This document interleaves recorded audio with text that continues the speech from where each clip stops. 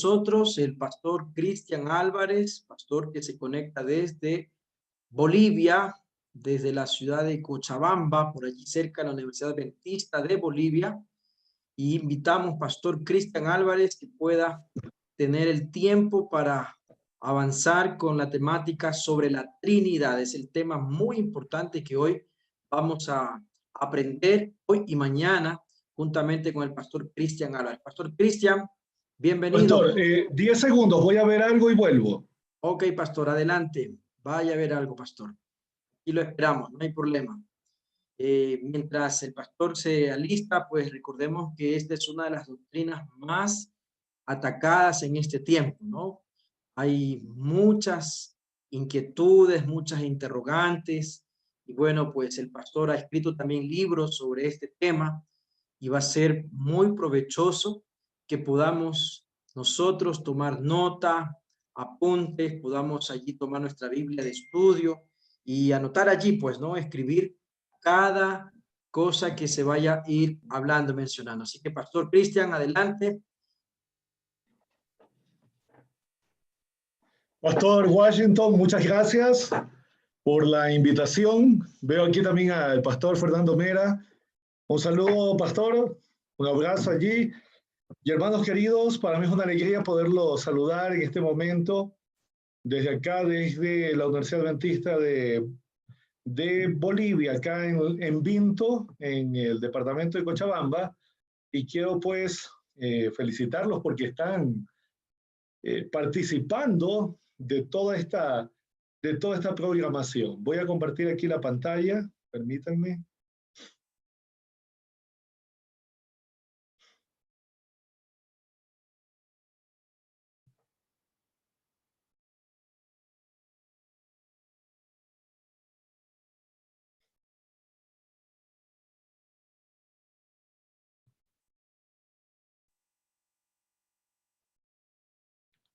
Espero que realmente estos temas pues estén siendo de mucho beneficio para nosotros, ¿no?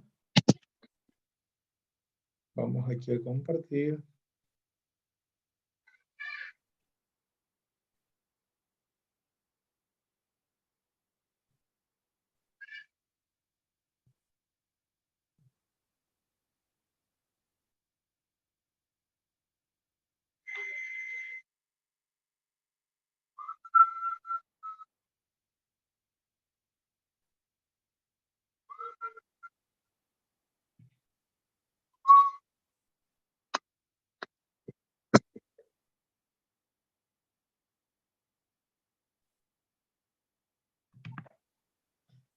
Muy bien.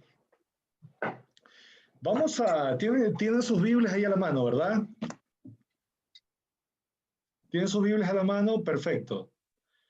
Bueno, yo voy en este momento, yo voy a hacer una exposición de vamos a hacer vamos a decir así, vamos a hacer 3 partes, ¿ok?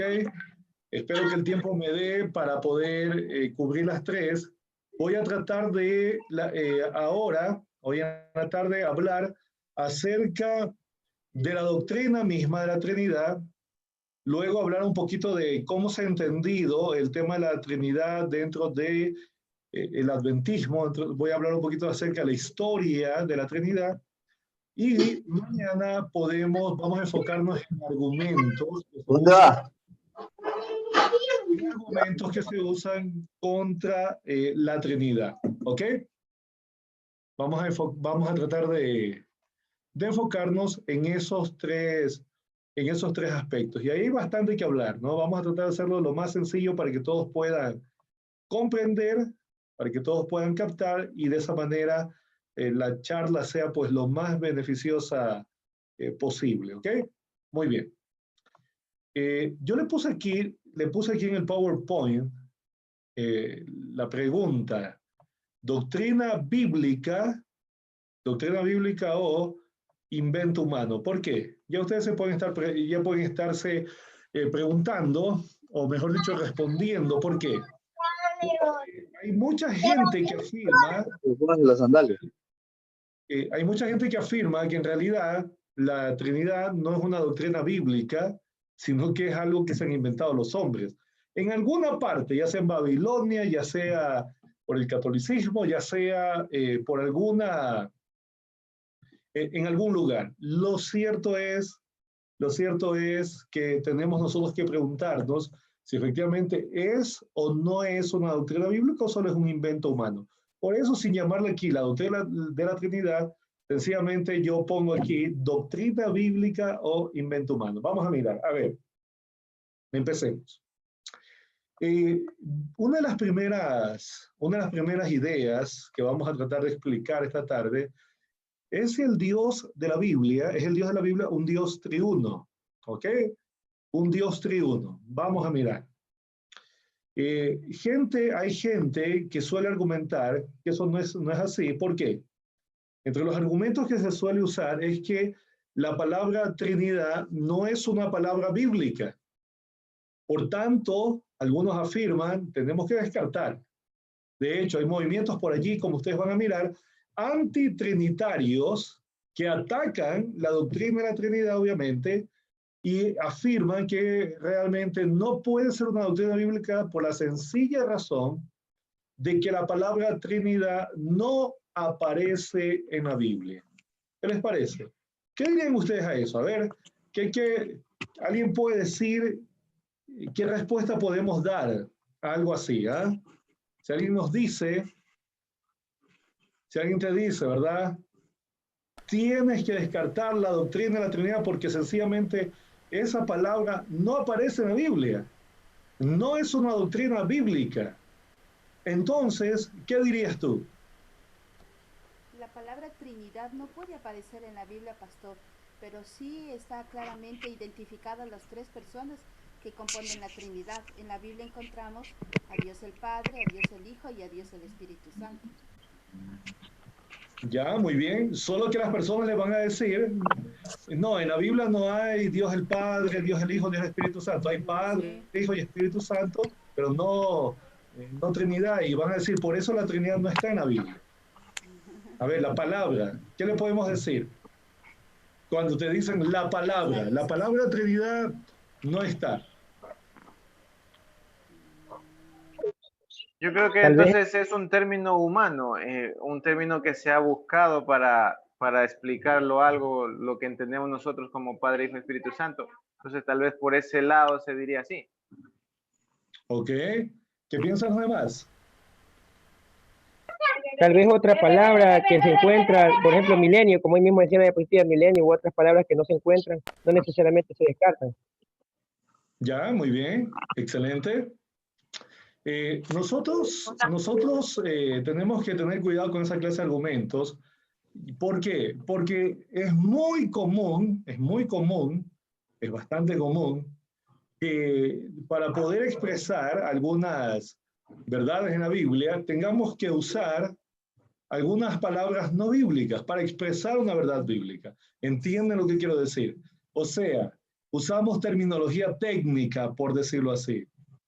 Esto es muy común de los teólogos, los que hacen teología sistemática.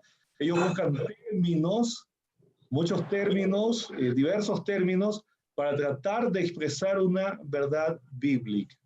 Y tenemos allí varios ejemplos, ¿no? Podríamos hacer la lista un poquito más grande. Por ejemplo, milenio. Si uno busca la palabra milenio, no existe en la Biblia. Sin embargo, hay algo en la Biblia que lleva a los teólogos a usar este término. Y claro, cuando uno dice el milenio, rápidamente viene a nosotros Apocalipsis capítulo 20. Hay algo allí en Apocalipsis 20 que nos habla de un periodo de 1000 años y que por tanto se utiliza esta expresión para resumir de manera técnica, vamos a decir así, lo que quiere decir, ¿verdad? Aunque milenio no aparece. Sin embargo, quiero decirles que hasta los antitrinitarios usan la palabra milenio, ¿verdad? Así que no por eso, no porque la palabra milenio no sea una palabra bíblica, no por eso es falsa. Nosotros también usamos el término omnipotencia. Omnipotencia para hablar de que Dios es todopoderoso, o también usamos el término encarnación. De paso, ese término encarnación lo usan hasta los antitrinitarios. Cuando hablamos de encarnación, nos estamos refiriendo a que Cristo vino como hombre, que se hizo carne. E incluso yo he leído en literatura antitrinitaria cómo usan esta terminología. Así que no importa, amigos y hermanos, si la palabra está en la Biblia, lo que importa es si la doctrina está en la Biblia. ¿Ok? Así que antes de descartar la palabra Trinidad, nosotros tenemos que estar seguros de que efectivamente la doctrina no está. ¿Ok? Porque si la doctrina no está, ahí sí hay que descartar todo, ¿no? Pero no podemos descartar un término técnico solamente porque no está, cuando la doctrina es posible que sí esté. Muy bien. Otros dicen que la Trinidad es de origen pagano, babilónica, o sea, que se originó en Babilonia porque se dice que se adoraba tríadas de dioses. Yo quiero aclarar varias cosas aquí. En primer lugar, no es que no habían trinidades iguales a la que enseña la Biblia, no, la Trinidad que había ahí, por ejemplo, en Babilonia, en Egipto, no, eran triadas, sí, pero no solamente eran triadas, habían 3 dioses principales, pero ahí había una cantidad de dioses, un panteón de dioses diversos, no tiene nada que ver con el concepto de Trinidad que se enseña en la fe cristiana. Por tanto, ese argumento no es muy fuerte. Sin embargo, yo quiero llevarlos a pensar en algo más. ¿Ustedes creen que sería, miren lo débil de este argumento, ¿ustedes creen que sería sensato rechazar los billetes verdaderos solamente porque hay billetes falsos? ¿Es sensato aquello? Cuando llega un billete falso a tu mano, ¿tú qué dices? Billete falso. Entonces, ¿quiere decir que no hay billetes verdaderos? ¿Tiene sentido aquello? ¿Es lógico aquello? Obviamente no, claro que no. Cuando uno mira una pintura falsificada, uno automáticamente tendría que concluir que no hay pinturas auténticas. Si yo encuentro una pintura, por ejemplo, de Picasso, falsificada, alguien trató de hacer por allí una buena pintura, pero no la hizo tan bien, y los especialistas pueden detectar que no es una pintura auténtica, quiere decir que Picasso no pintó nada, solamente porque existe una falsificación. Por supuesto que no. No es sensato ni rechazar los billetes verdaderos porque hay falsos, ni tampoco es sensato rechazar las pinturas verdaderas porque hay pinturas falsas.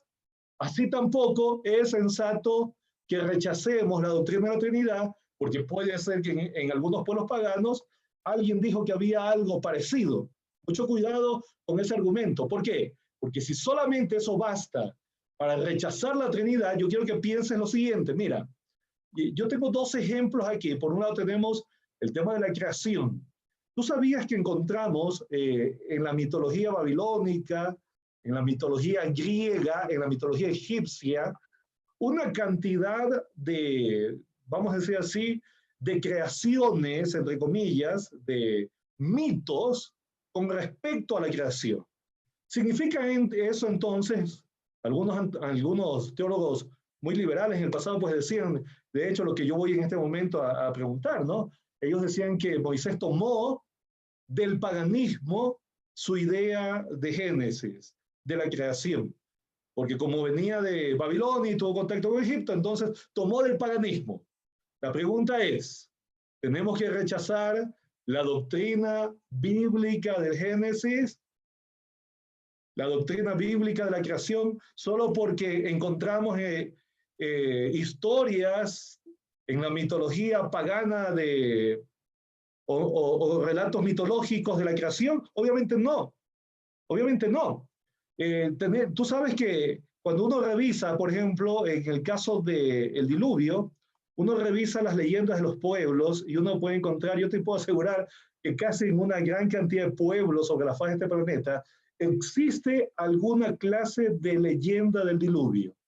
Sin embargo, uno de los relatos más conocidos, tal vez uno de los más utilizados, incluso por los teólogos liberales para tratar de atribuir el origen del diluvio, no a algo real, sino a una mitología, ha sido la famosa epopeya de Gilgamesh.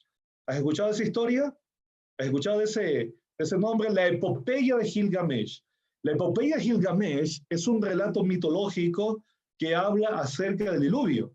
Es un relato interesante porque nos llega justamente en Mesopotamia, y allá en Mesopotamia se hizo en una escritura muy antigua que se llama cuneiforme, y cuando uno mira, uno observa que tiene bastantes, vamos a decir así, bastantes elementos parecidos al relato bíblico.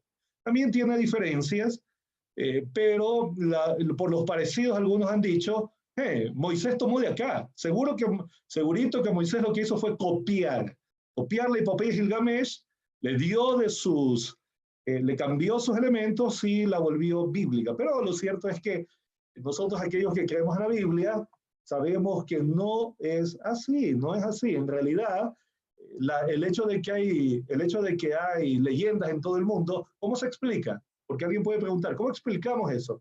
¿Sabes cómo explicamos? Explicamos de manera muy sencilla. Explicamos que el diluvio fue un evento universal y la humanidad nunca olvidó este evento real.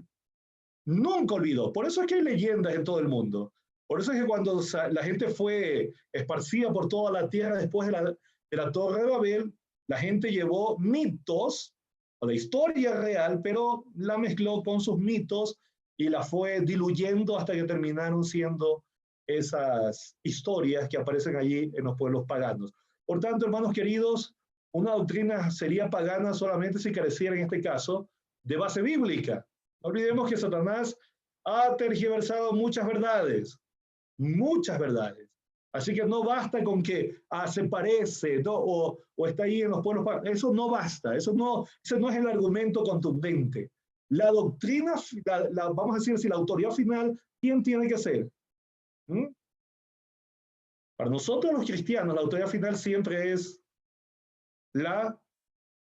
empieza con B, hermanos. La Biblia. Ajá, muy bien. La Biblia. La Dios palabra de Dios. correcto. Tiene que ser la Biblia, correcto. La autoridad final siempre es la Biblia. Así que, si la Biblia lo enseña, si la Biblia lo dice, no importa lo que ha pasado en los pueblos paganos, lo más probable es que ha sido tergiversado ahí en el paganismo si la Biblia contiene alguna verdad. Entonces, lo que tenemos que hacer es ver en la Biblia si efectivamente está la doctrina o no. Si no está, hay que rechazarla, pero si está, hay que aceptarla, aunque encontremos alguna cosa por ahí que se parezca en el paganismo. Muy bien.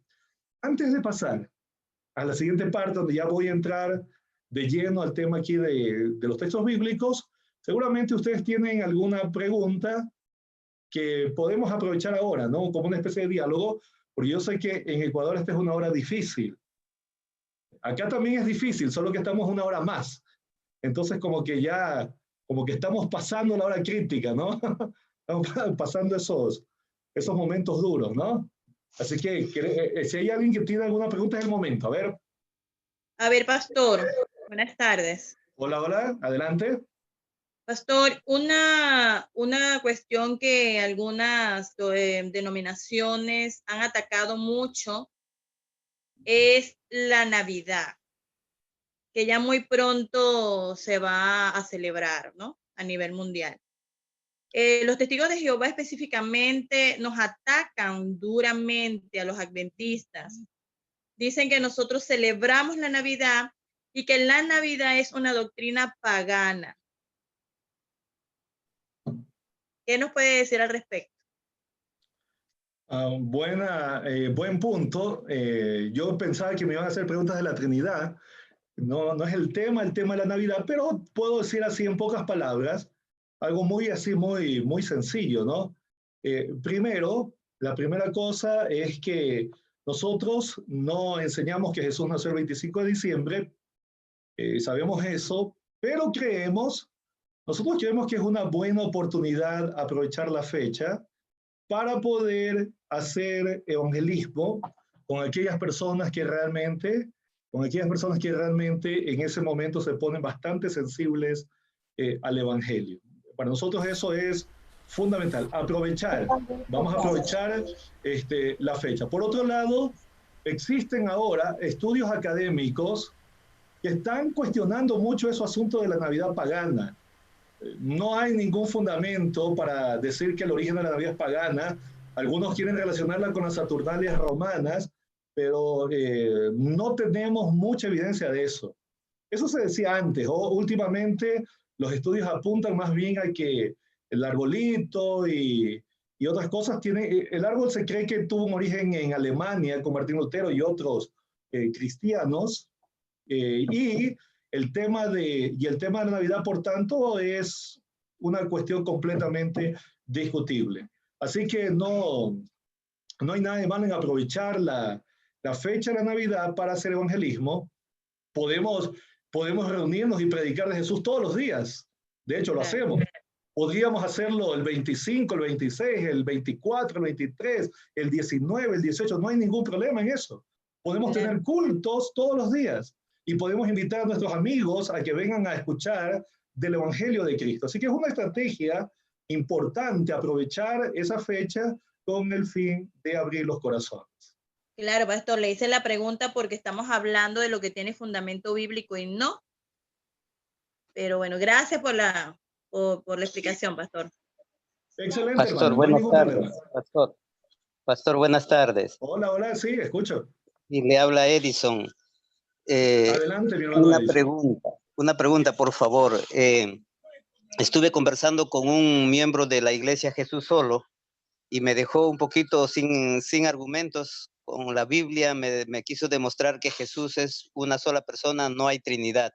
Y esta iglesia, usted sabe que aquí en Santo Domingo al menos, y creo todo en el Ecuador, ha crecido demasiado.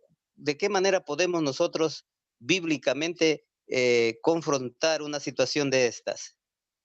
Muy buena pregunta. Yo voy a hablar un poquito, voy a meterme un poquito en los argumentos de estos movimientos religiosos mañana. Ahí vamos a mirar algunos de los argumentos que ellos usan, que estos grupos usan.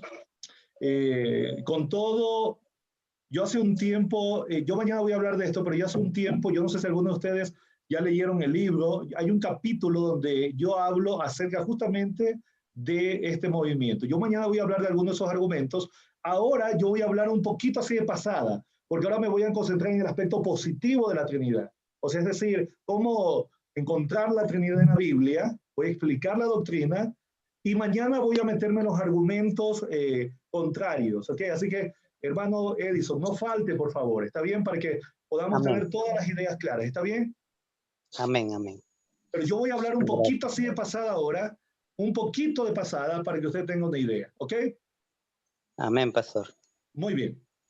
Vamos a hablar entonces. La primera cosa que tenemos que entender, cuando uno estudia la Biblia, cuando uno estudia desde el Antiguo al Nuevo Testamento, ¿qué encuentra? ¿Qué podemos decir de la Trinidad? Podemos decir que esta es una doctrina de revelación progresiva. ¿Entienden lo que eso significa? O sea, que Dios va a ir revelando a medida que va pasando el tiempo, Él va revelando elementos que nos ayudan a entender con claridad el tema de la Trinidad. De hecho, no solo es la Trinidad, sí, todas las doctrinas van siendo de revelación progresiva. Que cuando uno mira en el Antiguo Testamento, ¿qué encuentra? Bueno, ¿qué encontramos allí? Primero, ¿cuál es el énfasis en el Antiguo? Hay un estricto monoteísmo. ¿Por qué hay un estricto monoteísmo? Porque ustedes van a mirar que el pueblo de Israel tiene que moverse en medio de los pueblos paganos que tenían muchas deidades. Así que el énfasis en el Antiguo Testamento es el monoteísmo donde se dice, yo soy Jehová, no hay otro Jehová, no hay nadie como yo soy el único, no hay nadie más que yo. O sea, el énfasis está en el monoteísmo. Ahora, la pregunta que algunos hacen es, ¿niega esto la existencia de la Trinidad? Porque este es un argumento que algunos usan, ¿no? El estricto monoteísmo, expresiones donde se dice, yo soy Jehová, no hay otro como yo, soy el único. La pregunta es, ¿niega esto la existencia de la Trinidad? No, por supuesto que no, porque tenemos que admitir, cuando uno mira, que a pesar de que existe un énfasis, escuchen bien, un énfasis, sin embargo, ya se pueden ver vislumbres o evidencias de pluralidad en la deidad. ¿Escucharon lo que dije? En medio de un estricto monoteísmo, ya se puede observar en el Antiguo Testamento vislumbres. ¿Por qué digo vislumbres? Porque no es el énfasis la pluralidad. El énfasis en el Antiguo Testamento es el monoteísmo. Dios quiere dejar así muy claro que no hay otro Dios, que es diferente a los dioses cananeos, que es diferente a los dioses paganos. Pero en medio de todo ese estricto monoteísmo, Dios se ha revelado así algunas luces que nos permiten entender que en medio de ese estricto monoteísmo hay evidencia de una pluralidad. Yo no he puesto todos los versículos aquí, ahí son muchos, no los he puesto aquí, pero los que vienen a continuación son apenas algunos ejemplos. Por ejemplo, tenemos aquí Génesis 1:26. Dice, hagamos al hombre a nuestra imagen, a nuestra semejanza. Y hermano Edison, esto es un argumento ya contra el unitarismo. Esto es un argumento contra el unitarismo porque aquí dice claramente, hagamos, aquí hay pluralidad.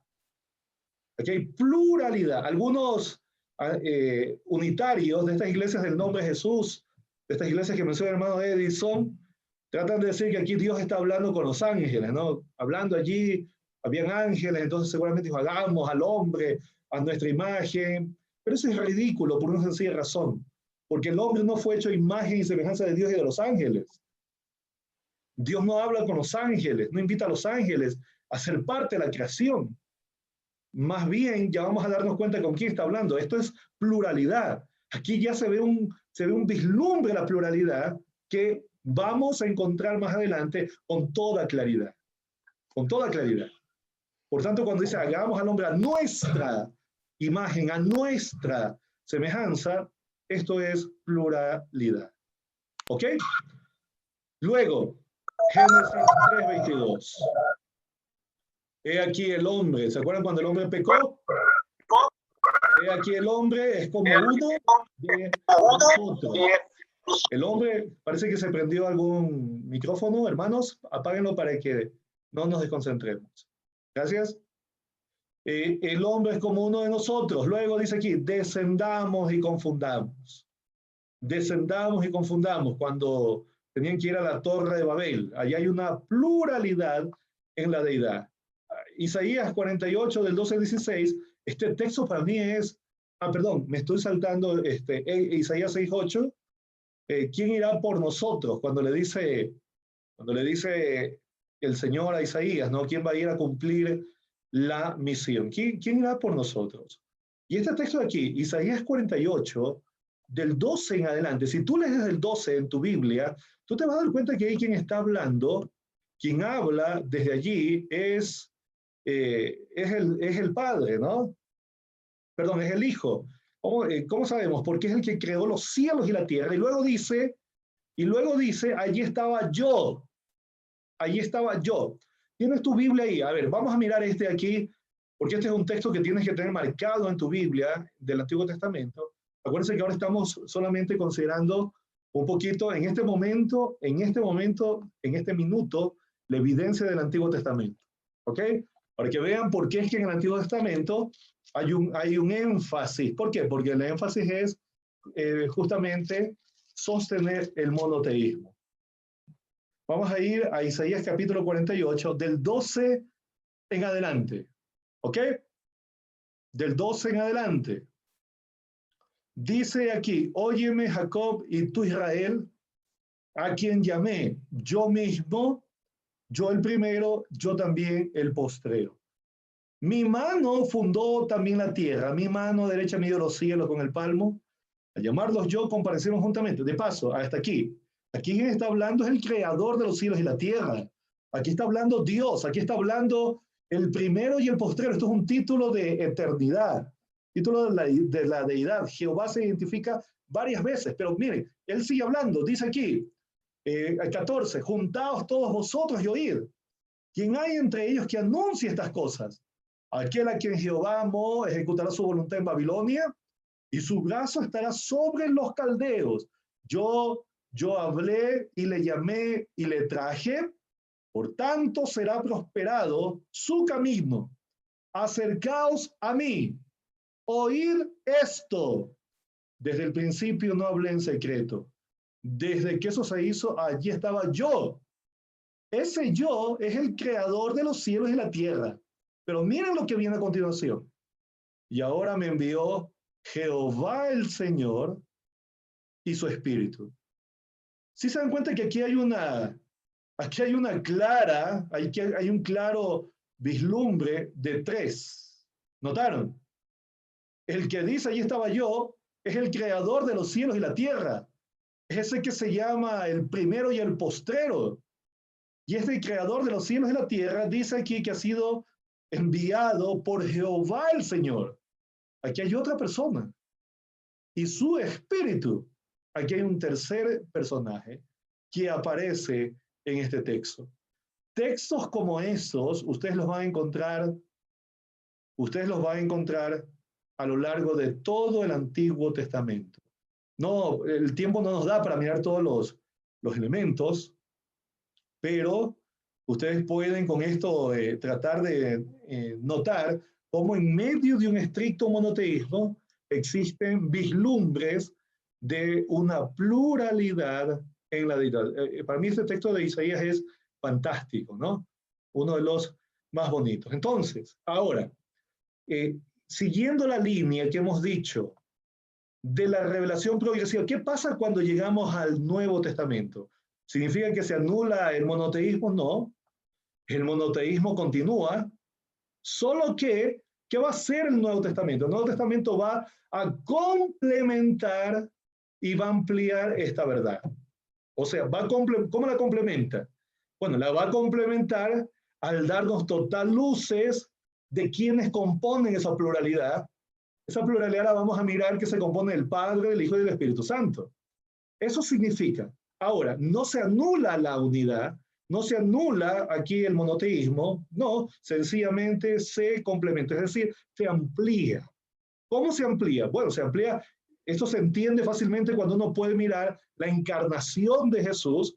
Al hacerse Jesús carne, nos dio una revelación mayor de Dios. Al Jesús hablar del Espíritu Santo, nos dio una revelación mayor del Espíritu. Y cuando el Espíritu Santo vino, nos dio una revelación mayor de Él. Algo que no había en el Antiguo Testamento. ¿Sí notan? La encarnación de Jesús y la venida del Espíritu Santo en Pentecostés, ¿qué hicieron? Nos dieron un vislumbre más grande y mayor de quién es Dios. Por eso, para entender a Dios, yo tengo que tomar tanto el Antiguo como el Nuevo Testamento. O sea, no puedo solamente tomar los textos que me gustan del Antiguo y negar los del Nuevo. O no puedo tomar solo los del Nuevo y olvidarme de los del Antiguo. No, yo tengo que tomar todo. Pero tengo que entender que del Antiguo al Nuevo Testamento hay una revelación. ¿Cómo se llama esto? ¿Revelación qué? Empieza con P. Progresiva. Ajá. Pluralidad. Correcto. Existe una revelación progresiva. ¿Ok?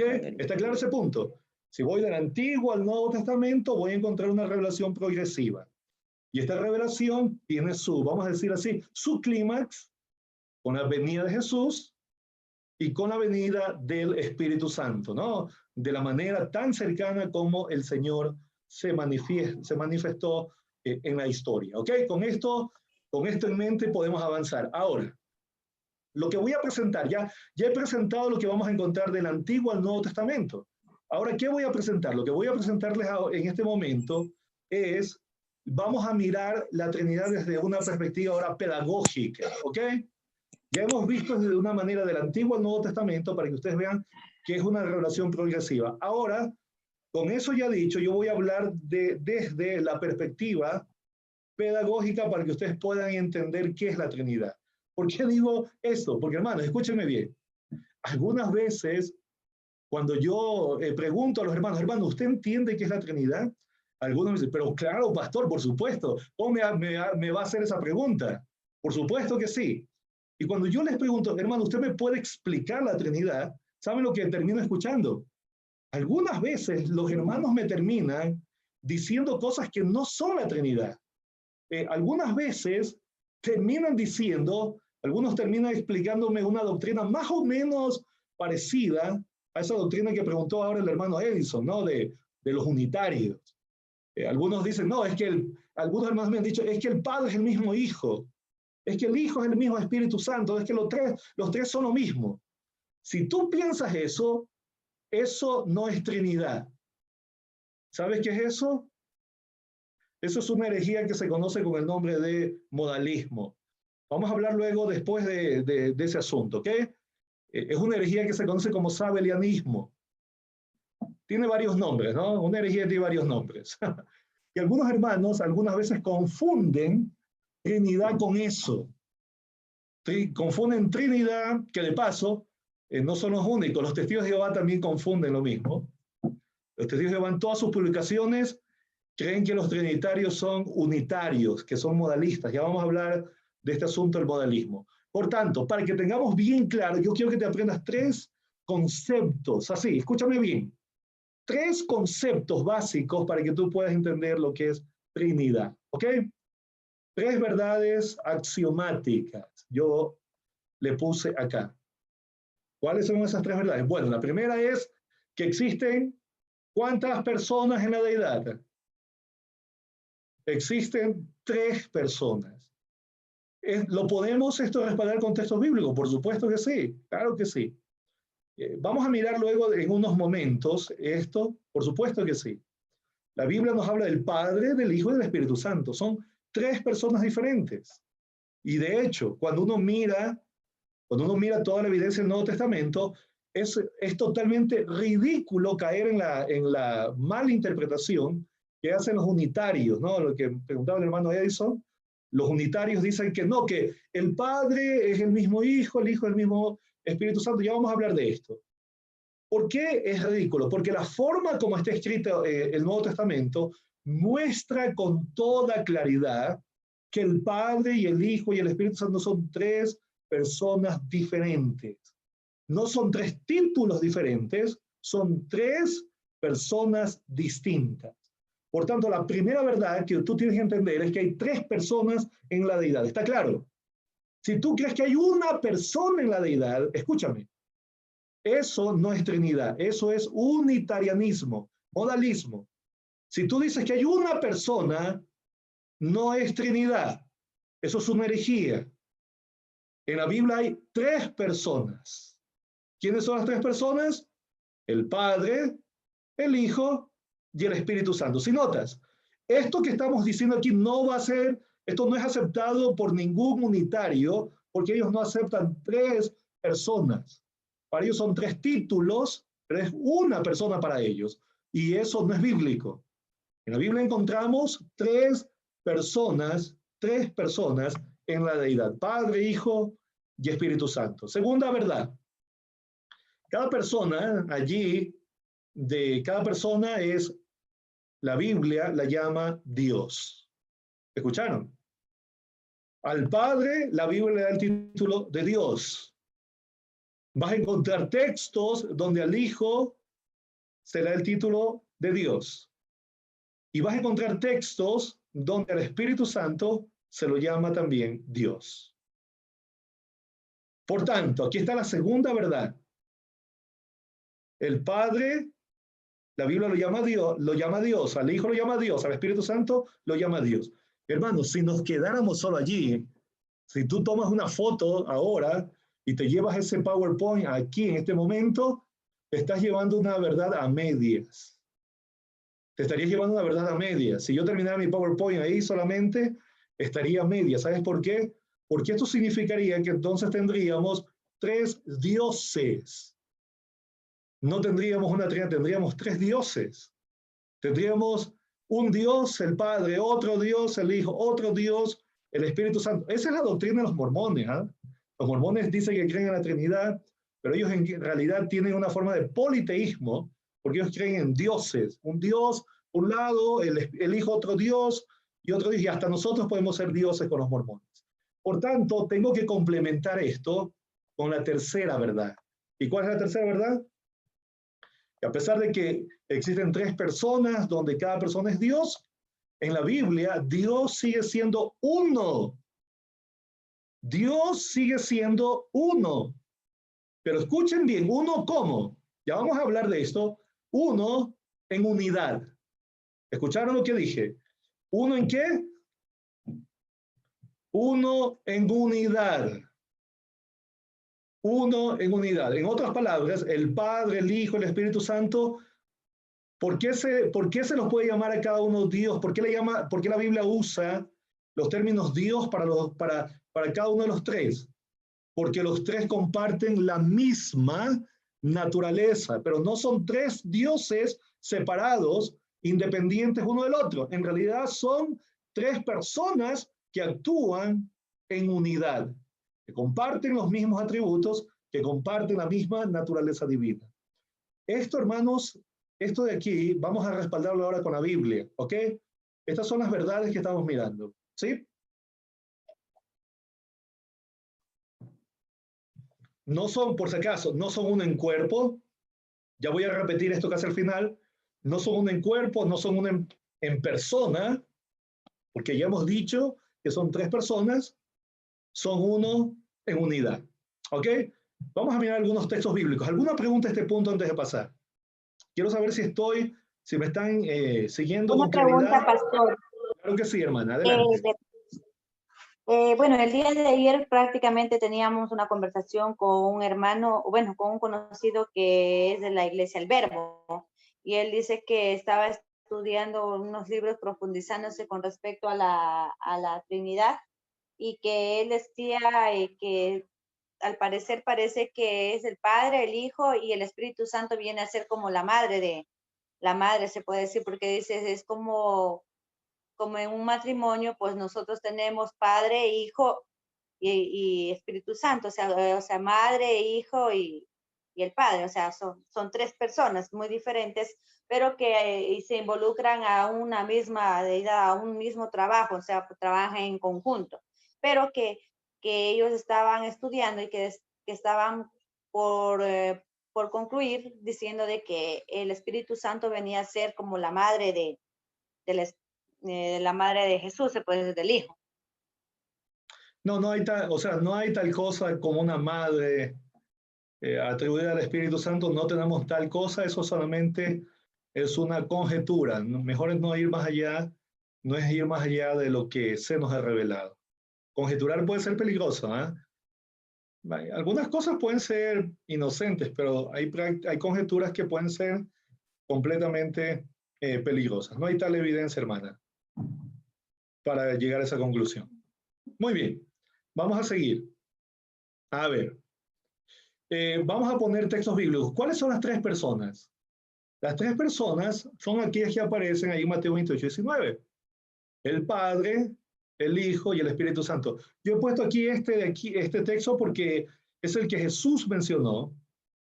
Él dijo, vayan y hagan discípulos bautizándolos en el nombre del Padre y del Hijo y del Espíritu Santo. Quiero decirles algo, y aquí voy a aprovechar para ir dando un tip al hermano Edison.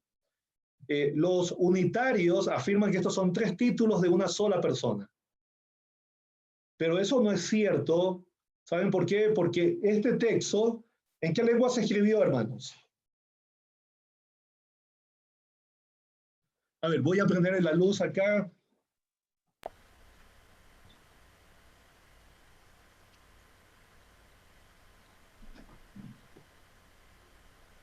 ¿En qué texto se escribió el libro, el Evangelio de Mateo? ¿En qué idioma se escribió el Evangelio de Mateo? En griego. Correcto. No se olviden que el antiguo fue en hebreo y el nuevo en griego. Y saben que cuando ustedes van al griego, ustedes se van a dar cuenta de algo. Los que saben algo en estudio griego saben que delante de cada nombre aquí aparece el artículo definido.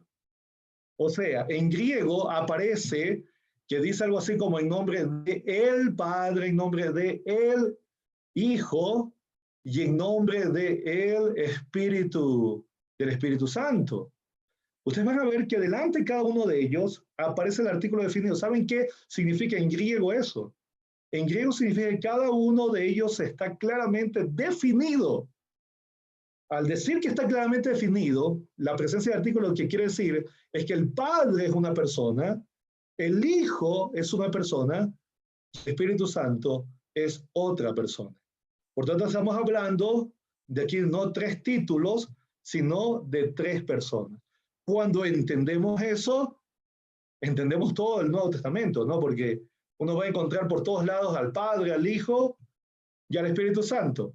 ¿Sí se han dado cuenta, no? Por todos lados aparece el Padre, el Hijo y el Espíritu Santo. A veces haciendo funciones diferentes, eso es muy normal.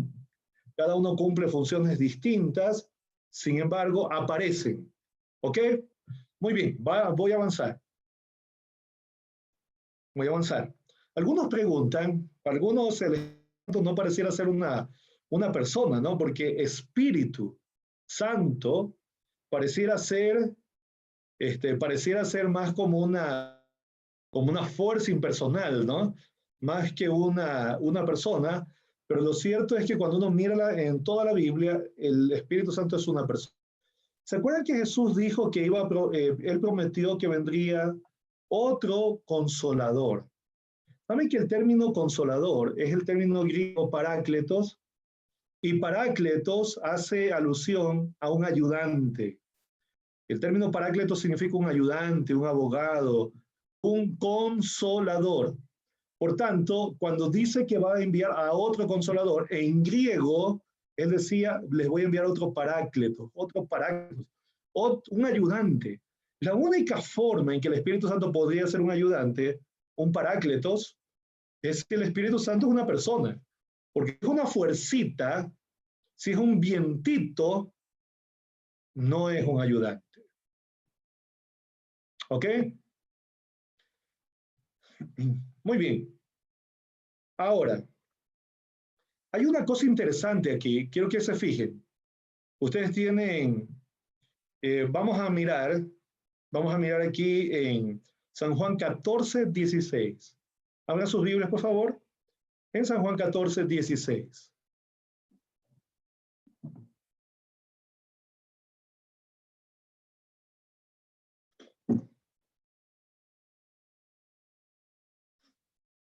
San Juan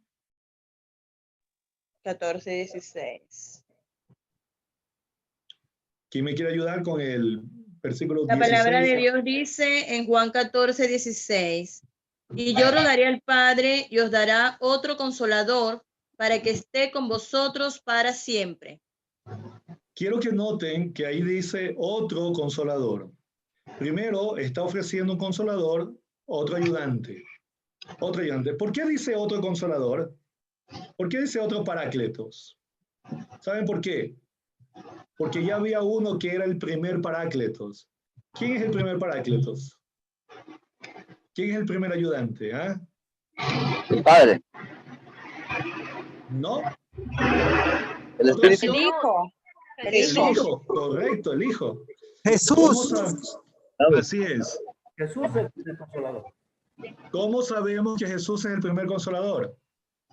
Porque Él vino antes que el Espíritu Santo. Sí, pues eso puede ser una buena respuesta, pero hay un término, hay un texto allí en Juan 2:1 donde se usa el término parácletos para Jesús. ¿Sabían? Solo que la Reina Valera lo ha traducido como abogado, porque también puede ser posible. Ahí dice, ¿quién lo tiene? A ver. Mientras lo busquen, voy a ver algo aquí a 2 pasos. San Juan 2:1.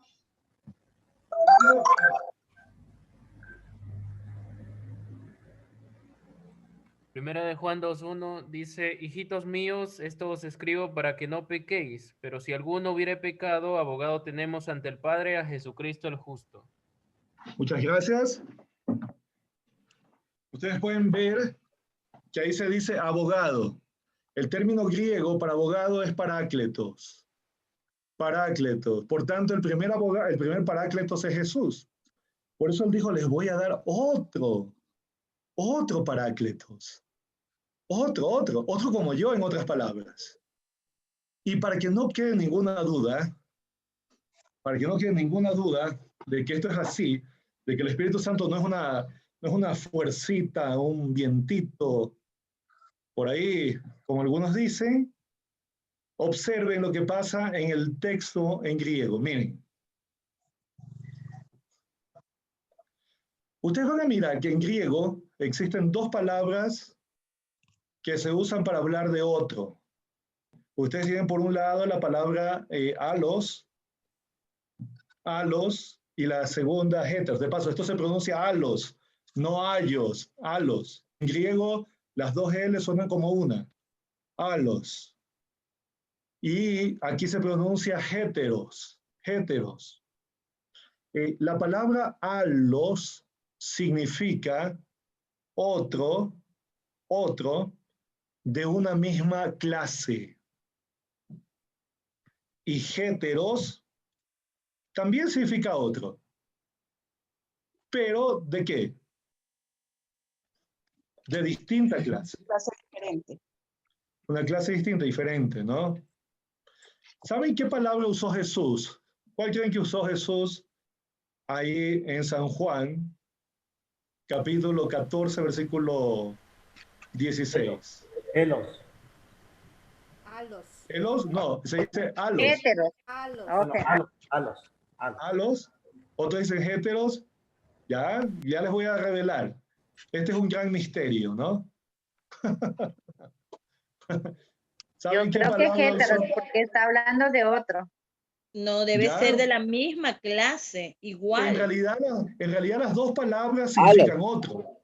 Las dos palabras significan otro. Solamente que cuando se usa alos, significa otro de la misma.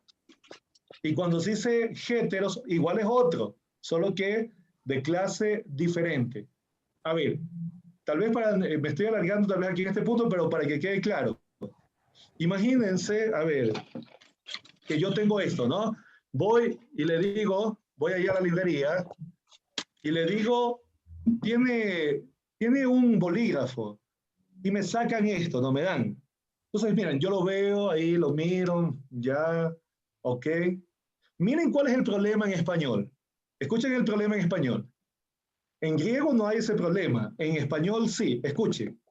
Yo le digo, por favor, deme otro. Solo tengo una palabra para decir eso. Deme otro. Ahora, la pregunta es, si yo te digo, yo te pido a ti, tú me estás atendiendo, deme otro. ¿Qué quiero decir? ¿De qué me darías tú? ¿Otro de los mismos, así igualito o diferente? ¿Qué me darías tú? A ver. Igual, otro igual. ¿Seguro? Diferente. Ah, si vieron que hay las dos opciones. De hecho, no hay manera de que ustedes sepan qué es lo que yo les quiero decir. Solo con decirles otro. Si notas, yo te puedo decir, dame otro, te puedo decir, quiero otro igualito a esto, quiero llevarme dos de los mismos. O puedo decir, no, este no me gusta, dame otro, o sea, una cosa diferente, de azul, negro, otra cosa, con otro modelo, no quiero. En español yo tengo que usar más palabras para explicar eso. En griego no, en griego basta decir alos heteros. Notas, si yo dijera alos, si yo te dijera, dame alos pluma, ¿no? Alos pluma, ¿qué te estaría pidiendo? Una igualita. Algo igual.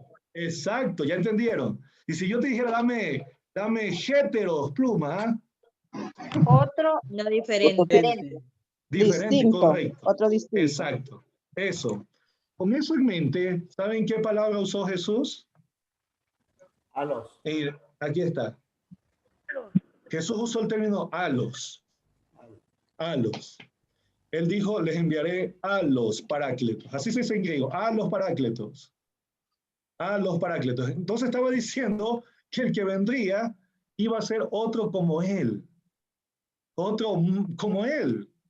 Una persona como él, no una fuercita. No un vientito. No un podercito por ahí, no, que algunos dicen un poder que sale del Padre impersonal. No, imposible. Un soplito. Un soplito, ¿no? No, imposible. Aquí está hablando de una persona como él. ¿Está bien? Una persona como él. Por eso él dijo, ¿perdón? ¿Sí? ¿Están entendiendo? ¿Sí? Sí. Perfecto. Que ha No sido hay problema. excelente la explicación, pastor. Muy bien. Amén, amén. Gloria a Dios. Vamos a avanzar para ir reforzando esta idea, ¿ok? Entonces, yo voy a poner, porque hay mucho que hablar. Yo veo que el tiempo, ya estoy viendo, yo puse el cronómetro y el tiempo ya me ganó, me dejó hace rato atrás de lo que yo quería llegar. Vamos a avanzar. Muy bien, vamos a avanzar. Miren, ustedes tienen aquí la fórmula que yo les decía del Padre. ¿El Padre es una persona? Claro. A la luz del texto, yo les decía que aquí está el artículo en griego. El artículo está indicando al Padre como una persona definida. Cuando dice del Hijo, está hablando de otra persona definida. Y si el Padre y el Hijo son dos personas definidas, es obvio, es normal, es correcto desde todo punto de vista hermenéutico, interpretativo, entender que el tercero también está en la misma igualdad de condiciones. ¿Entiende? Y si el Padre es una persona, si el Hijo es una persona, el Espíritu Santo también lo es. Y esa es la razón por la cual se bautizan las personas en el nombre del Padre, en el nombre del Hijo y en el nombre del Espíritu Santo. Porque se están bautizando en el nombre de las tres personas de la deidad o la Trinidad. ¿Ok? Si no fuera una persona, algunos dicen, no es una persona, es una fuerza que sale del Padre. Hermanos queridos, si fuera una fuerza, si el Espíritu Santo es solamente una fuerza, ¿por qué lo menciona Jesús? ¿Por qué tendría que mencionarlo?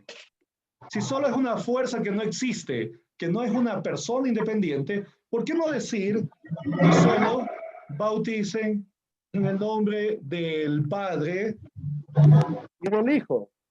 ¿Notan? Pastor, Hola, hermana, dígame. pastor, usted sabe que he escuchado que esta cita es un agregado, que no en el original no dice eso exactamente. ¿Qué dice usted al respecto? Completamente, quien dijo eso está completamente equivocado, desconoce completamente las evidencias. Completamente desconoce las evidencias y de hecho yo hace años escribí, y ahí está en mi libro, un artículo donde estoy probando que esa fórmula existe en todos los manuscritos griegos que tienen el Evangelio de Mateo, ¿no? Así que si alguien les dice que no, mañana vamos a hablar de eso, ¿está bien? Ahí vamos a refutar esta idea. Esa idea, ¿saben quiénes la tienen? Los unitarios de esto que mencionó el hermano Edinson, y algunos por ahí antitrinitarios que se han querido meter dentro de la iglesia adventista para querer confundir a algunos hermanos.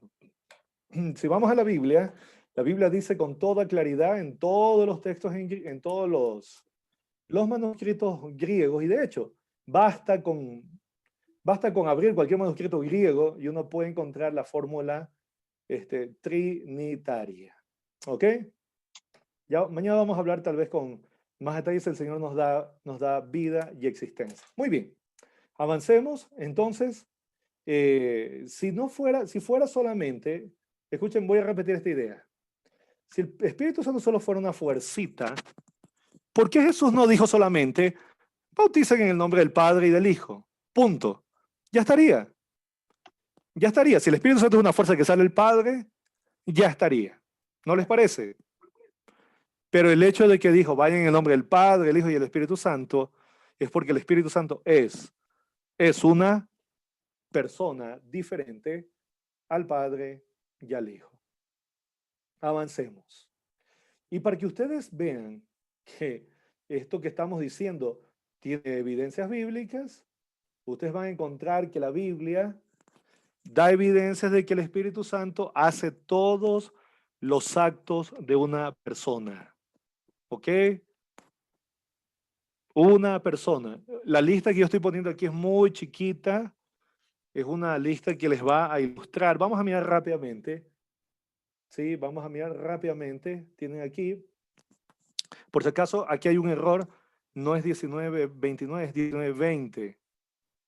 19:20 por si acaso. ¿Saben que el Espíritu Santo habla? ¿Sabían eso? Quiero que vean. A ver, alguien me ayuda leyendo Hechos 10, 19 y 20. Rápido. Otra persona me ayuda leyendo Hechos 15. Hechos 10, 19 y 20 tengo.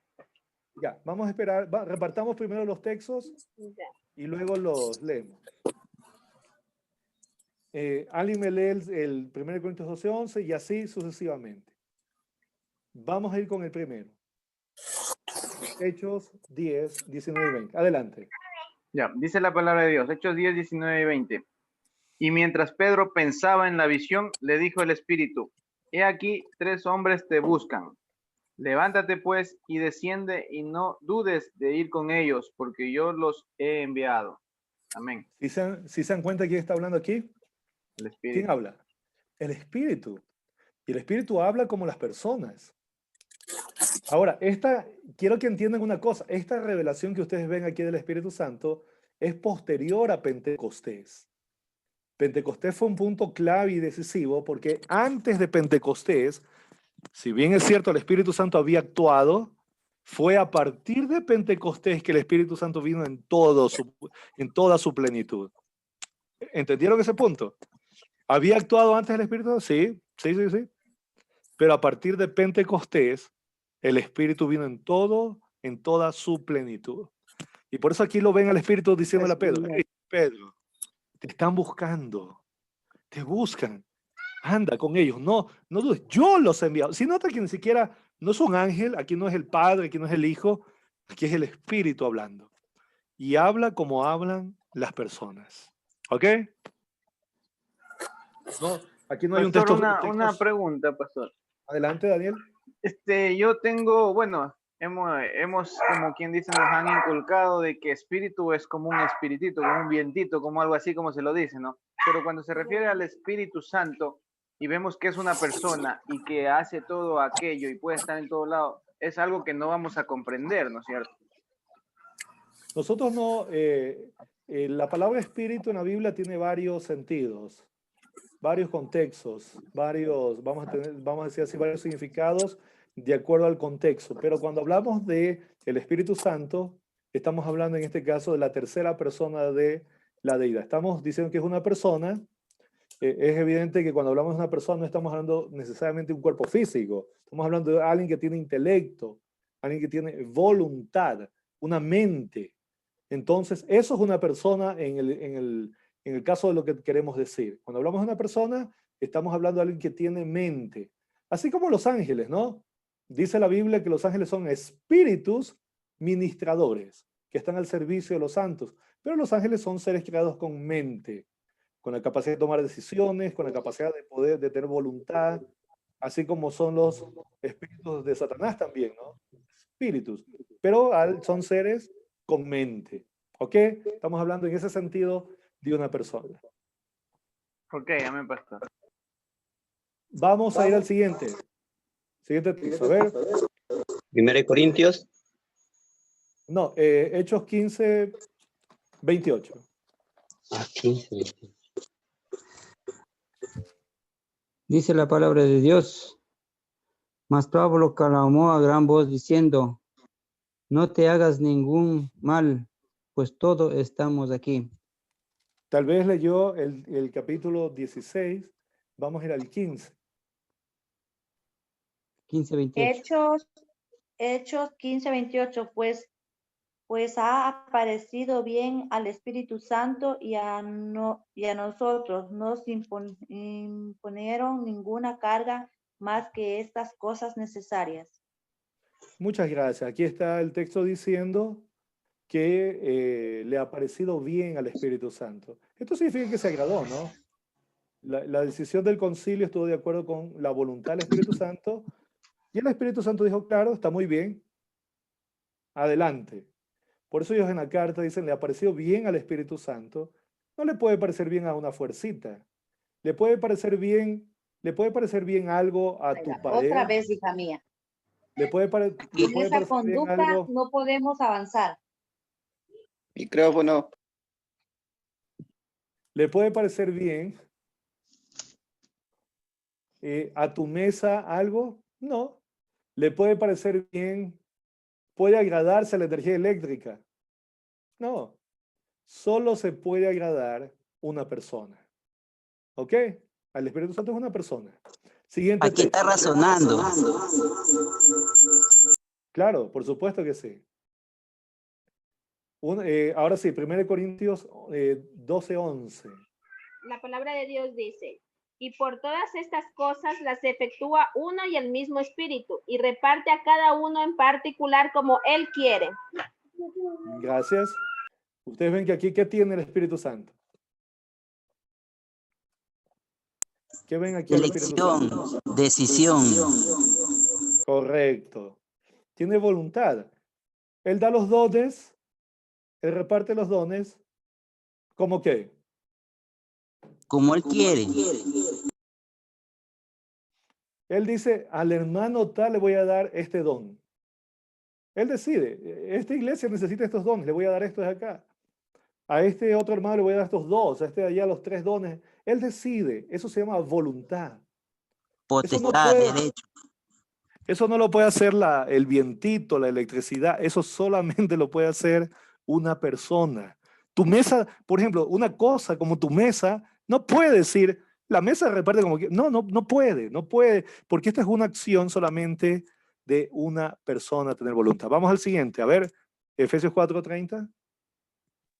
La palabra de Dios dice, y no entristezcáis al Espíritu Santo de Dios, con el cual fuiste sellado para el día de la redención. Muchas gracias. ¿Qué característica personal encontramos aquí? Que el Espíritu Santo es como el que avala nuestro bautismo, el sello que tenemos nosotros como hijos de Dios. Porque si fuéramos Ok. solo bautizados como padre e hijo, pues no tuviéramos, como podríamos decir, el sello Ya, de muy un bien. aval que Él nos da. Pero hay algo más ahí en el texto. Hay una característica de él. Se entristece, pastor, siente tristeza. Exacto. El Espíritu Santo siente tristeza. Por eso dice aquí, no entristezcáis. Algunas versiones dicen no contristéis. Es lo mismo. El Espíritu Santo se puede entristecer. Claro, así como se agrada, él dice, wow, eso me parece muy bien. El Espíritu Santo también dice, wow, qué triste, ¿no? No. Estas son características de alguien, no de algo. Vamos, un texto más. A ver, Isaías 63:10. ¿Y alguien que ya tenga listo Romanos 8:26? Isaías 63:10 dice la palabra de Dios. Pero ellos se rebelaron y afligieron a su Santo Espíritu. Por eso se convirtió en su enemigo y luchó él mismo contra ellos. Aquí ve que el Espíritu Santo se enojó. Algunas versiones ponen se entristeció. Tal vez la traducción más correcta es enojarse. La versión Ajá, de la Biblia misionera habla de enojo, pastor. Sí, correcto. La traducción más correcta allí del término sería enojarse. El Espíritu Santo se enojó. No, no se puede enojar tu mesa, ¿eh? Tampoco se puede enojar tu electricidad, tu energía eléctrica. Aunque no pagues la luz, la energía eléctrica no. Aunque hables mal de la energía eléctrica, no se puede enojar contra ti. Tampoco se enoja el viento contra ti, ¿no? Pero una persona sí se puede enojar, porque el Espíritu Santo es una persona. Muy bien, vamos. Romanos 8:26. La palabra de Dios dice, de igual manera el Espíritu nos ayuda en nuestra debilidad, pues que hemos de pedir como conviene. No lo sabemos, pero el Espíritu mismo intercede por nosotros con gemidos indecibles. Muchas gracias. ¿Qué característica vemos aquí que hace el Espíritu Santo? ¿Qué es lo que hace? Intercede. Correcto. Y si ustedes miran el contexto, el Espíritu Santo intercede ante el Padre. Hermano Edison, esto es una evidencia de que el Espíritu es diferente al Padre, porque sería ridículo decir que el Padre se intercede a sí mismo. ¿No? Aquí está diciendo que interceder siempre, siempre, siempre en la Biblia es mediar entre dos partes. Siempre. Nunca es que me medio a mí mismo. Yo mismo me intercedo a mí mismo. Eso no existe en la Biblia. En la Biblia, mediar, interceder, siempre es mediar entre dos partes. Y aquí el Espíritu Santo es independiente al Padre y Él intercede, igual como el Hijo también intercede, ¿no? El Hijo intercede ante el Padre por nosotros, de la misma manera el Espíritu Santo intercede ante nosotros. De paso, estos textos, hermanos, son ejemplos nomás. ¿Ok? Doctor, una pregunta. Buenas tardes. Claro. Adelante. Acá en la Biblia Peregrino dice, el Espíritu acude a ayudarnos. Sí, ¿qué más? Hola, ¿qué más dice? Asimismo, en nuestra debilidad, el Espíritu acude a ayudarnos. No sabemos qué pedir, pero el Espíritu mismo intercede por nosotros, con gemidos que no pueden expresarse con palabras. Allí está, en la Biblia mismo tiene la expresión intercede, esta traducción. Que de hecho, aun si un traductor no la traduce bien, tenemos el texto en griego.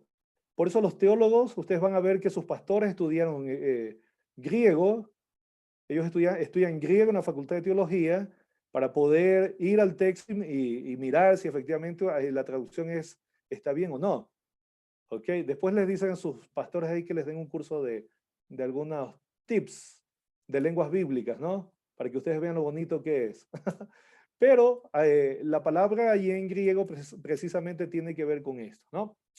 Así que bueno, con toda esta suma, hermanos, toda esta suma de evidencia, que de paso no es todo, yo solamente estoy mencionando alguna cosa, pero con esta suma de evidencias ya podemos a estas alturas estar completamente claros que el Espíritu Santo no es algo, es alguien. ¿Ok? Pastor, buenas tardes, una pregunta. Claro que sí. Bueno, aquí vemos que el texto que acabamos de leer, ¿no? Dice que intercede. Y podríamos de pronto, bueno, me vino esa pregunta a mi cabeza. ¿Cuál de las dos personas intercede más ante el Padre? ¿El Espíritu Santo o el Hijo o Jesús? Lo que pasa es que son intercesiones distintas. En el caso aquí, el contexto del Espíritu, Él intercede por nuestras oraciones porque no sabemos cómo pedir. Entonces es como que las traduce, ¿verdad? Las presenta, las lleva allá a la deidad, al cielo, como una forma de traducirlas, o sea, por usar una ilustración, ¿no? La intercesión que Cristo hace es una intercesión por nuestra salvación, donde Él aplica su sangre en nuestro favor. Lo que sí tenemos que entender es que los tres, aunque son tres personas, vamos a mirar que actúan en unidad. ¿Okay? Los tres trabajan por un mismo propósito. Correcto, aunque con funciones diferentes, ¿no? Muy bien, gracias. Pastor, una preguntita, pastor. Están haciendo competencia por ahí. A ver, bueno, Olga, ahí está. Estaba diciendo que, pastor, no es lo mismo, ¿verdad? El soplo divino que Dios dice que infundió aliento de vida, no es el Espíritu de Dios, es el Espíritu Santo. No. Cuando dice la Biblia ahí que sopló en nuestra nariz aliento de vida, está hablando de la energía que activó el ser. El Espíritu Santo es una persona de la Trinidad, así como el Padre y el Hijo. O sea, son cosas diferentes. Totalmente diferentes. Distintas completamente. Distintas totalmente. Como yo les decía, cada palabra tenemos que entenderla dentro de los contextos. Y allí cuando dice que sopló en su nariz aliento de vida, no está hablando del Espíritu Santo. Ahí está hablando de la energía que activó el ser. Que le dio la vida a Adán. Que le dio la vida al primer hombre. Entonces, esta es la energía de la que hablan los testigos de Jehová, pastor, parece. Claro, eso pues sería tal vez un poco más parecido, pero no, claro, En ese sentido sí, pero ellos no lo interpretan así, sino que lo ven como que efectivamente el espíritu no es una fuerza, no es algo que sale de Dios, una energía impersonal. Pero ya hemos visto que no es así. ¿Qué les parece si hacemos una pausa de 3 minutos? Porque la pedagogía nos dice que la mente no se concentra así bien, Sí, más allá pastor. de una hora, ¿no? Estamos luchando ahí algunos. ¿Y por qué no aprovechan esto? Al, Yo voy a re- poner aquí al 3 recreo. minutitos. Sí. Voy a poner aquí 3 minutitos o 5 minutitos, ¿está bien? Para que puedan beber algo de agua, puedan levantarse. Es bueno levantarse para no quedarse dormido. Mucho tiempo, mucho tiempo. Sí, es cierto. Así que todavía nos queda, ¿hasta qué, Pastor Washington? ¿Hasta qué horas tenemos? Hasta las 6 de la tarde, pastor.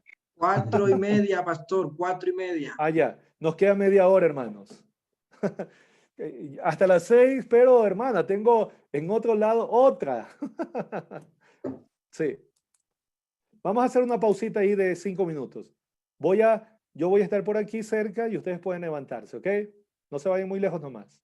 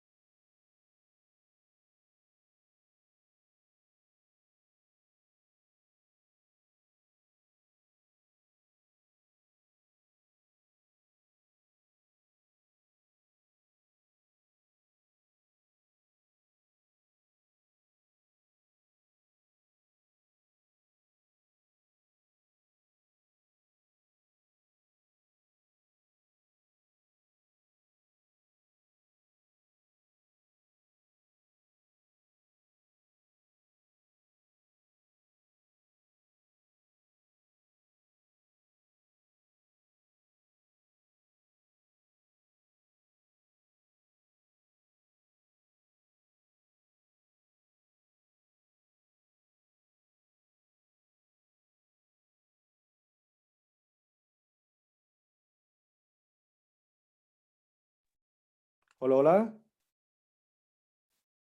Muy bien. Vamos a continuar, hermanos. Estamos listos. Excelente. Lograron mojarse un poquito la cara. ¿Sí? Tomaron agua, trajeron agüita. Muy bien, vamos a continuar. Vamos a continuar estos últimos 28 minutos. Perfecto, muy bien. Entonces, el segundo ítem que habíamos visto, la segunda verdad axiomática, es que cada persona, en este caso el Padre, el Hijo y el Espíritu Santo, es Dios. La Biblia lo llama Dios. Ustedes, no hay mayor problema con el Padre, no hay mucho que argumentar con respecto a esto. Nadie discute que el Padre es Dios. Muy difícil que alguien por ahí salga diciendo que el Padre no es Dios. Pero ahí hay un texto, ¿no? Donde se llama Dios el Padre. ¿Tenemos textos donde se llame Jesús Dios? Claro, por supuesto. Tenemos ahí, sí, correcto. Tenemos aquí, por ejemplo, Juan 1:1, en la última parte donde dice, y el verbo, ¿qué cosa? Se hizo carne. Sí, pero el verbo uno, era ese, Dios. ese. El verbo Ese. se hizo, el verbo era Dios. Ajá, dice aquí, en el principio era, ¿qué cosa? Era el verbo. El verbo era con Dios. Dios. Con Dios. Y el verbo era Dios. Dios. Entonces, ¿cómo sabemos que ese verbo es Jesús? Porque el versículo 14 lo Porque dice. Dice que se hizo carne. Correcto, ajá. Entonces, ese texto está mostrando que Jesús es Dios. Otro texto que aparece allí es Tito 2:13, que se habla del gran Dios, ¿sí ven? Dios y Salvador Jesucristo. Del gran Dios y Salvador Jesucristo. Entonces, aquí, ¿qué está diciendo? Que estamos aguardando la esperanza bienaventurada y la manifestación gloriosa de nuestro gran Dios o del gran Dios y Salvador Jesucristo. Lo que está diciendo el texto aquí es que Jesús es las dos cosas. Es Dios y Salvador. ¿Ok?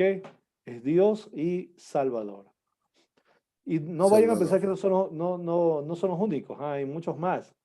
Hebreos 1:8, tienen ahí Juan 20:28, Filipenses 2:5-6, y así. Cuando el ángel le dijo a María, Emmanuel, que significa Dios con nosotros.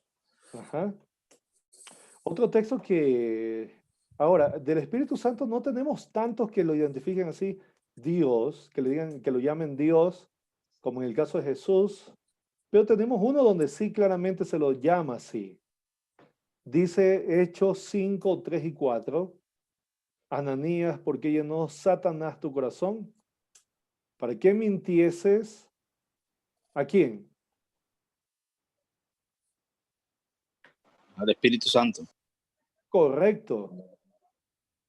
Y luego ustedes van a mirar que el versículo 4 le dice, Pedro, él concluye diciendo, no has mentido a los hombres, sino ¿a quién? A Dios. A Dios. A Dios. Claro, pero noten a quién había mentido, perdón. ¿A quién había mentido? Había mentido al Espíritu Santo. Y aquí Pedro le dice, tú cuando mentiste al Espíritu Santo no has mentido a los hombres, le mentiste a Dios. Aquí se está intercalando Espíritu Santo con Dios. ¿Ok? Así que aquí ustedes tienen al Padre que se lo llama Dios, al Hijo, una segunda persona que se le llama Dios, y al Espíritu Santo, una tercera persona que se lo llama Dios. ¿Ok? Ahora, la tercera proposición que hemos dicho es que Dios sigue siendo uno. ¿Cómo sabemos eso? Lo sabemos porque está en el texto. Por ejemplo, la Biblia dice, oye Israel, Jehová nuestro Dios, Jehová uno es. Eso dice Deuteronomio 6:4. Eso con toda claridad está ahí en Deuteronomio 6:4. Oye Jehová nuestro Dios, Jehová uno es. Uno es. Pero cuando uno mira con cuidado, tenemos que entender que aquí no estamos hablando de tres, no son tres dioses, Son tres personas que comparten, ¿qué cosa? La misma naturaleza divina. Naturaleza. Ajá, por eso estamos hablando que no son dioses como si fueran, como eran las deidades paganas, ¿no? Un dios por aquí, otro, así los concebían los paganos. Un dios por aquí, otro dios por allá, otro dios. No. Aquí estamos hablando de tres personas que son uno, pero no en cuerpo, por si acaso, hermanos. No son uno en persona, son uno en unidad. Son uno en unidad. Y tal vez esta ilustración, este gráfico aquí les muestra para tratar de enfatizar lo que quiero decir. Si notan ustedes aquí, el Padre es una persona, el Hijo es otra persona, el Espíritu Santo es otra persona, pero el Padre no es el Espíritu, el Padre no es el Hijo no es el Padre, tampoco el Hijo es el Espíritu Santo, como algunos por ahí quieren dar a entender, ni el Espíritu Santo, o ni el Hijo o ni el Espíritu Santo es el Hijo, ni el Padre. Son tres personas diferentes, pero los tres comparten la misma naturaleza. Aquí en inglés, para ilustrarse, he puesto kind, que significa la misma clase, ¿no? La misma clase, es decir, la misma naturaleza de Dios. El Padre, el Hijo y el Espíritu Santo comparten la misma naturaleza divina. Por eso decimos que el Padre, el Hijo y el Espíritu Santo no son tres dioses separados, son uno en unidad. Algunos dicen, pero eso tiene fundamento bíblico. Por supuesto. Claro que sí. Este texto de acá, de paso, el texto que acabamos de mencionar de Deuteronomio 6:4, es un vivo ejemplo de eso. Algunos creen que este texto refuta la Trinidad. En realidad no la refuta. Cuando uno toma toda la Biblia, uno puede entender con toda claridad lo que el texto está diciendo. ¿Y qué está diciendo? Miren, si ustedes miran aquí, dice, oye Israel, Jehová nuestro Dios Jehová, uno es. La palabra hebrea que aquí de donde viene el término uno, es la palabra ejad. Ejad.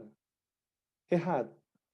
Es verdad que esta palabra en el Antiguo Testamento se puede usar para hablar de unidades absolutas, o sea, así, solito, solitario. Es verdad. Pero, ojo, pero también se usa esta palabra para hablar de unidades compuestas. Ojo con lo que dije. Se usa también esta palabra, ejad, para hablar de unidades compuestas. Vamos a mirar aquí algunos ejemplos. A ver. Vamos a mirar acá algunos ejemplos que nos pueden servir. Miren, aquí está. Fue la tarde y la mañana, un día. ¿Saben que la palabra que está ahí es ejad? Ejad significa uno, ¿no? Uno. Pero aquí no estamos hablando de una unidad compuesta, aquí estamos hablando de un día compuesto de ¿cuántas partes? De dos partes. De dos. Ajá, tarde y mañana. La tarde y la mañana son uno. Si notan, ejad, un día compuesto de dos partes. Este texto aquí es uno de los que a mí más me gustan. Este acá, porque es uno de los que más clarifican lo que queremos decir. Génesis 2:24, dejará el hombre a su padre, a su madre, se unirá a su mujer y serán una. Aquí está otra vez ejad. ¿Una qué? Una sola carne. Así que aquí tenemos una mujer, o sea, dos personas que llegan a ser una sola cosa, una sola carne. ¿Ok? Génesis 41:26 dice, las 7 vacas hermosas, 7 años, y las espigas son 7 años. El sueño es uno. ¿Sí notaron? Otra vez, ejad. En el texto, en hebreo. Esto es hebreo, ¿eh? Ejad. Un sueño compuesto por dos. Un solo sueño compuesto por dos partes. El de las vacas, el de las espigas. Esto es una unidad compuesta. Este aquí también es bueno. Es aquí el pueblo es uno. ¿Sí notaron? El pueblo es, ¿qué cosa? uno. Ejad otra vez, es decir, un pueblo, un solo pueblo compuesto por mucha gente. Por tanto, cuando la Biblia nos está diciendo que Dios es uno, ¿verdad? Oye Israel, Jehová nuestro Dios, Jehová uno es, lo que está diciendo a la luz de todo el texto bíblico es que es una unidad compuesta. Una unidad compuesta, ¿compuesta por quién? Por el Padre, Por Hijo el- y Espíritu Santo. Correcto, por el Padre, por el Hijo y por el Espíritu Santo. Así que no, ustedes ven aquí, la Biblia tiene mucha, mucha razón al mostrarnos el tema de la Trinidad. O sea, hay base bíblica para las tres ideas que hemos mencionado. Ahora, hay algo más que decir aquí, porque aquí en este punto algunos se confunden, ¿no? Algunos se confunden porque cuando uno revisa los textos en el Nuevo Testamento, lo ve al Padre con ciertas acciones, ¿no? Al Hijo con otras acciones y al Espíritu Santo con otras acciones. Entonces, algunos llegan a decir que, bueno, entonces el Padre es mayor en el sentido de tener más poder, más fuerza, algunos han concluido eso, que el Hijo tiene menos poder, pero en realidad no, hermanos queridos.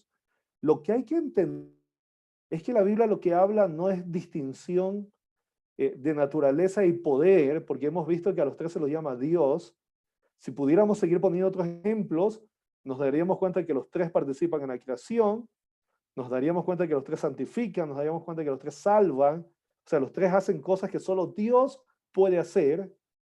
Por tanto, en la Biblia no hay diferencia en naturaleza y poder entre el Padre, el Hijo y el Espíritu Santo, pero lo que sí encontramos diferente es que, ¿qué cosa? Funciones. Funciones, trabajos, oficios. Exacto. Correcto. Esa es la clave. Hay distintos roles. Exacto. Muchas gracias. Entonces ustedes van a ver, por ejemplo, aparece que el Padre es el que envía, ¿no? A Jesús. El Hijo se somete voluntariamente al Padre, viene a morir hasta humillarse. Y el Espíritu Santo participa, ¿no?, en el acto de obrar en los hombres la salvación ganada por Cristo en la cruz. Esto no muestra distinción de naturaleza, sino oficios o funciones en su forma de ¿qué? En su forma de relacionarse con los creados. Esto es importante. Ellos se muestran en oficios diferentes, en funciones distintas, en su manera de relacionarse con las criaturas, en la manera de relacionarse con los seres creados. ¿Ok? Y todavía hay algo más. Vamos a mirar. Para seguir con esta idea de las funciones. Ustedes van a mirar que el Padre aparece como Dios por antonomasia. Antonomasia quiere decir por preeminencia, ¿no? La fuente de toda dádiva. Como el Padre no se vino a encarnar, ni tampoco vino como vino el Espíritu Santo, el Padre aparece allí como el coordinador de todo lo que hace la deidad. El Hijo, aunque igual al Padre, o sea, igual en naturaleza, sin embargo, Él aparece siempre como el mediador. Siempre. Ese es el papel predominante del Hijo, el mediador, a través del cual se efectúan los designios divinos. Ustedes ven, aquí están varias cosas. Ustedes ven que la creación fue hecha a través del Hijo, la deidad salva a través de Cristo, el hombre llega al Padre a través de Cristo, la deidad destruye el pecado a través de Cristo. O sea, tenemos aquí siempre a Jesús, podría en la función de mediador. No, yo no llamaría fases, porque fases da la impresión como que hay una persona y que cumple diferentes roles. No es la palabra más adecuada fases, son solamente la palabra más adecuada es decir, los tres cumplen funciones distintas. O cargos. Cargos, exacto. Sí, cargos. A los unitarios les gusta la palabra fases porque ellos creen que solo hay una persona y que esa persona se hizo Padre, se hizo Hijo y se hizo Espíritu Santo. Y muy bien, vamos a este punto. ¿Y cuál es el papel predominante del Espíritu? Bueno, yo le puse aquí que es el dispensador. Dispensador. El que entrega el poder y las bendiciones de Dios a las criaturas. Intercesor, ¿no? Igual, como sea, tiene que ver con... aquí me preguntan si vino primero el Padre. No, tampoco es así. El Padre siempre estuvo, el Padre nunca vino. El Padre siempre estuvo en el cielo. Nunca vino el Padre. Siempre fue Jesús el que reveló al Padre. Nunca ha habido una venida del Padre a la tierra, ¿no?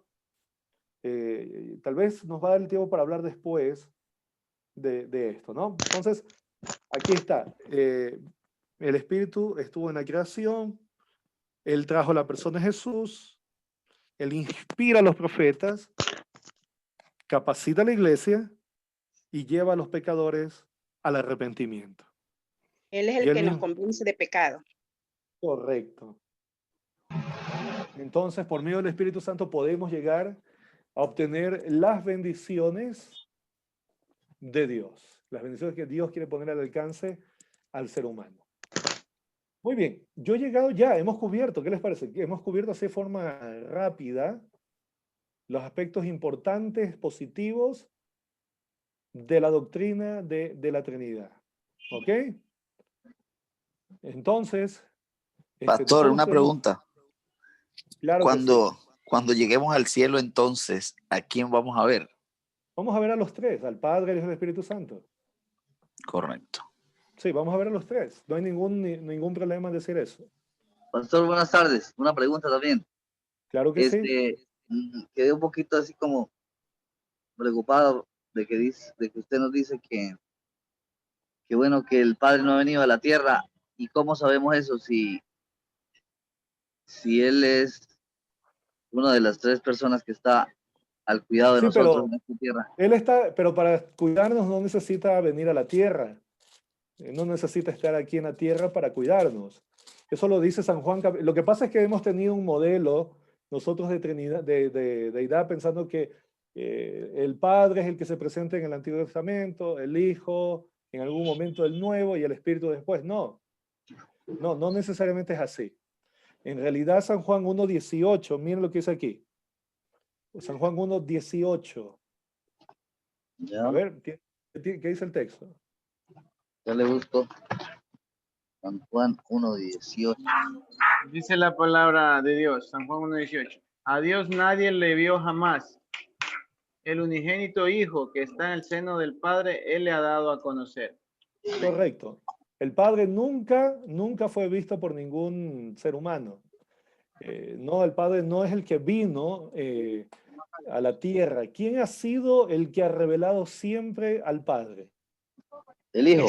El Hijo, correcto. Así que el que le dio los 10 mandamientos el que llamó de la zarza a Moisés fue el Hijo. El que le dio los 10 mandamientos era el Hijo. El que conocemos después como Hijo, ¿no? El que conoceríamos después como Hijo. El que visitó a Abraham allí en Génesis 18, cuando comió con Abraham, ¿quién era? Era el Hijo. Así que todo el tiempo ha sido aquel que conoceríamos después con el nombre Jesús, el que se reveló aquí en la raza humana, a la raza humana. Pero dice también que Dios con su dedo escribió las tablas de piedra y la entregó a Moisés. Ese fue el Hijo. El Hijo. Ajá, ese fue el Hijo. Y es más, tenemos una... Aún antes del pecado, Adán y Eva, ¿no fue el Padre? No, fue el Hijo. Siempre fue el Hijo el que se reveló a las criaturas. Siempre ha sido el Hijo. Amén. Pastor, pudiéramos también pensar que quien se reveló a Moisés en la zarza ardiente también fue Jesús. Claro, por supuesto. No hay ninguna duda de eso. Ninguna duda. ¿Cómo lo sabemos? Lo sabemos por... Bueno, eso sería otro seminario, porque allí el texto dice que fue el ángel de Jehová. Y este término ángel de Jehová es una expresión para hablar del Hijo. Sí se han dado cuenta que habla del ángel de Jehová al que se le presentó a Moisés. No sé si han dado cuenta. El ángel Gabriel. No. El ángel la expresión ángel de Jehová es una expresión que se usa en el Antiguo Testamento para hablar del Hijo. Jesús. El ángel de Jehová, de Jesús. Así es. Y de paso, si ustedes quieren algo más, a ver, les voy a dar algo más. Permítanme salir de aquí. Pastor, cuando escuchamos nosotros el gran Jehová de los ejércitos, es Jesucristo también, ¿verdad? Por supuesto, Jesús es Jehová. O sea, el Jehová es un nombre en el Antiguo Testamento que sirve para los tres, para la deidad. Igualmente la expresión yo soy, que fue la que usó allí en la zarza ardiente, yo soy el que soy. Ajá, correcto. Voy a mostrarles aquí, a ver, permítanme, voy a mostrarles incluso lo que les digo es bíblico, pero algunos pues quisieran leer algo que diga el espíritu de profecía, ¿no?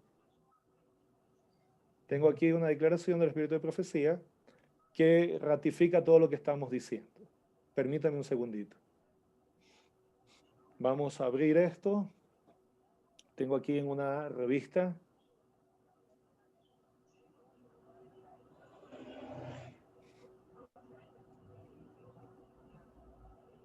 Vamos a ver, aquí se está abriendo.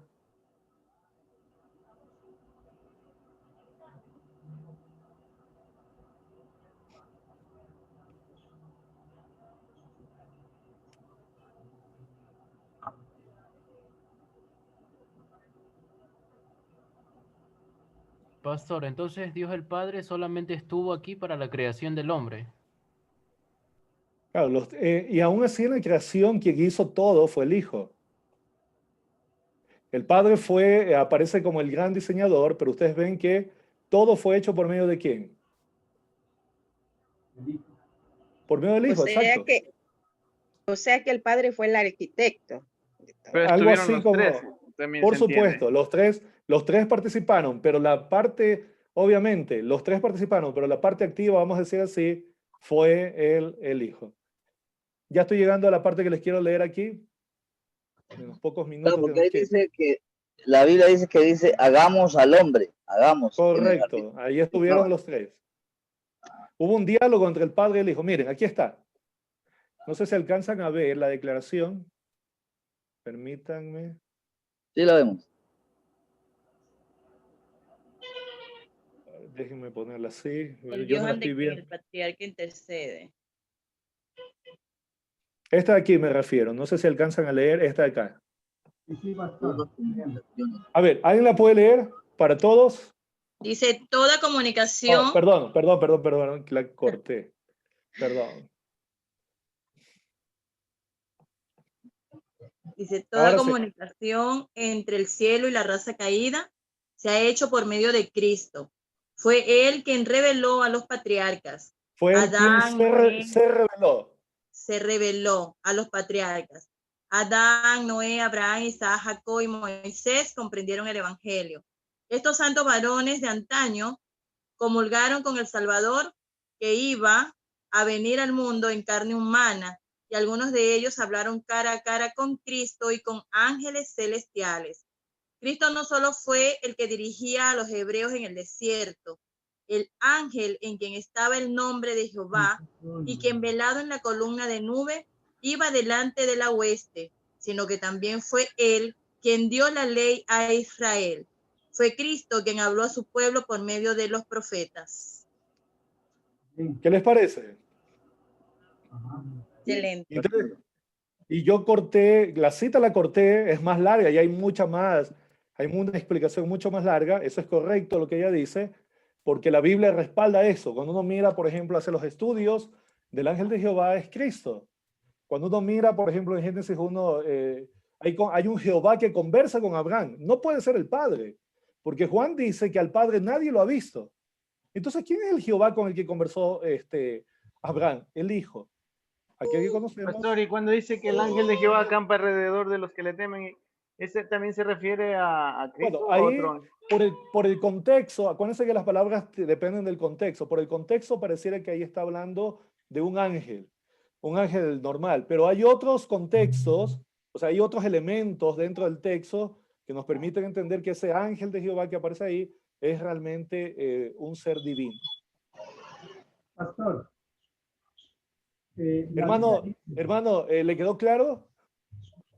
Sí, sí, gracias. Ok. Muy amable. Sí, Excelente. pastor, chévere. Pastor, usted dice que, dice la Biblia que en la creación del hombre, Dios sopló el aliento de vida en la nariz de Adán.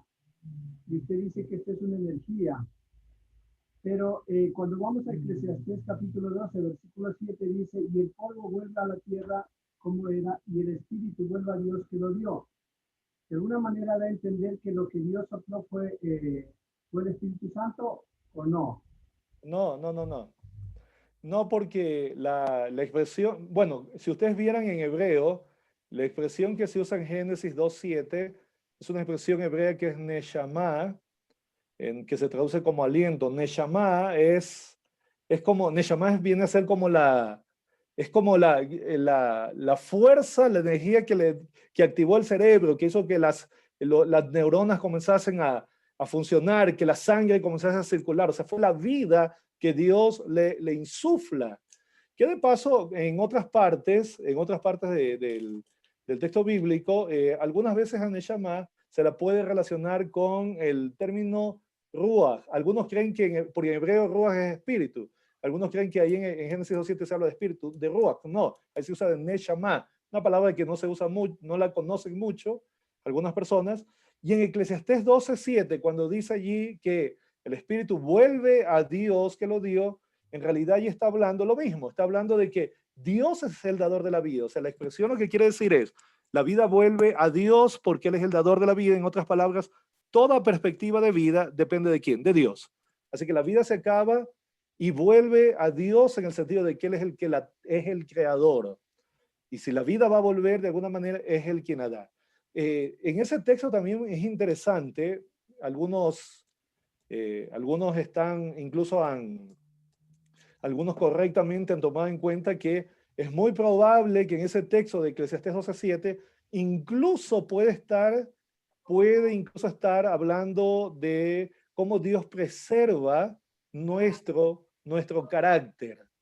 Porque el texto dice ahí que el espíritu, y algunas veces el término en ese contexto de espíritu, el espíritu del hombre, puede estar relacionado con las emociones, con el carácter, con lo que el hombre es. Entonces, en el sentido que vuelve a Dios, también podría entenderse como que Dios, que es el que da la vida, al mismo tiempo es el que preserva la identidad de ese hombre, ¿no?, que murió. Cuando venga el día de la resurrección, ¿qué hará el Señor?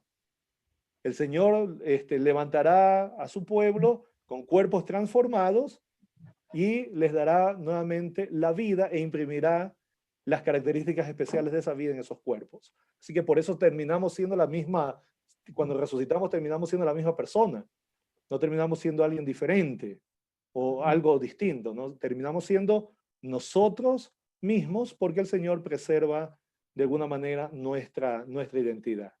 Pero eso no es inmortalidad del alma, por si acaso, ¿no? No estamos hablando de un ser consciente. Claro.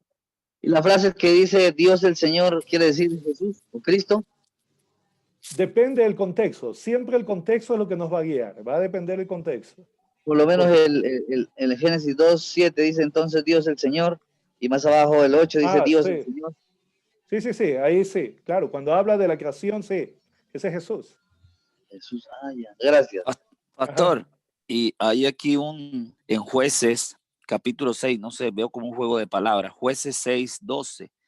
Y el ángel de Jehová se le apareció y le dijo, Jehová está contigo, varón esforzado y valiente.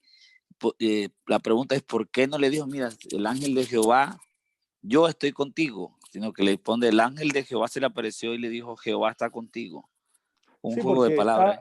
Porque el ángel de Jehová es una persona diferente. En este caso, el ángel de Jehová, ese texto que usted citó, es un texto que va a mostrar la divinidad de Jesús.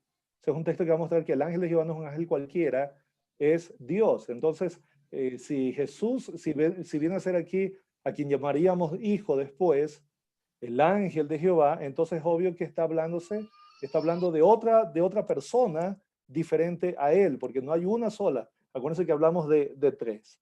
Entonces, en este caso que está hablando es el hijo a este hombre. Muchas gracias, pastor.